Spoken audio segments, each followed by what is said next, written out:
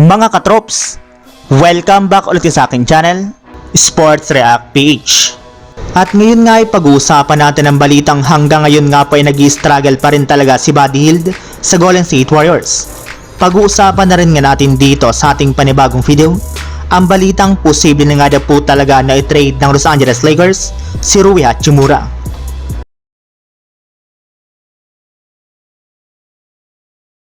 Naipanalo nga po mga katrops ng Golden State Warriors ang kanilang game ngayong araw laban sa Utah Jazz sa score na 114-103 sa kabila ng hindi paglalaro dito ng kanilang main superstar na si Stephen Curry.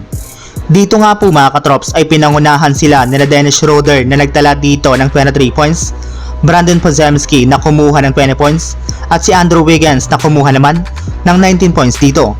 Pero kahit man nga po naging maganda ang araw na ito para sa Warriors, ay hindi pa rin nga po sila nawawala ng problema matapos mag-struggle na naman dito si Buddy Hield na nakakuha lamang ng 2 points sa kanyang 1 out of 7 shooting sa field goal.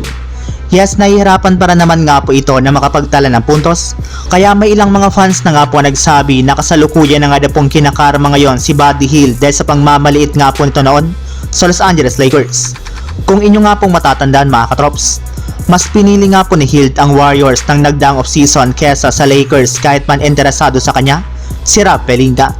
Samantala, punta naman tayo sa ating sunod na pag-uusapan sa balitang posible na nga po talagang i-trade ng Los Angeles Lakers si Rui Hachimura.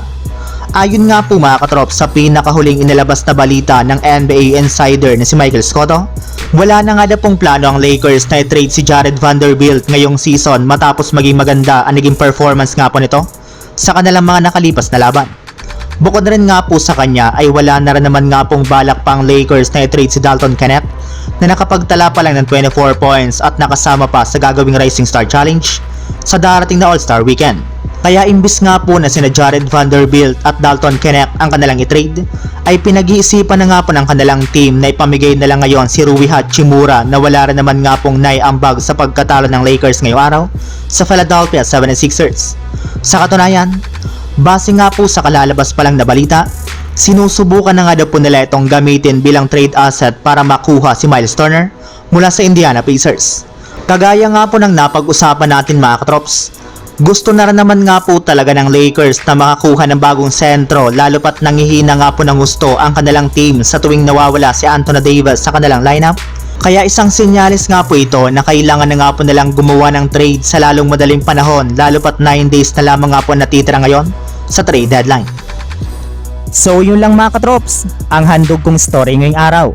Sana nag-enjoy kayo, please like and subscribe my YouTube channel, Sports React PH para sa iba pang story at update patungkol sa NBA. Kita-kits muli sa ating susunod na video.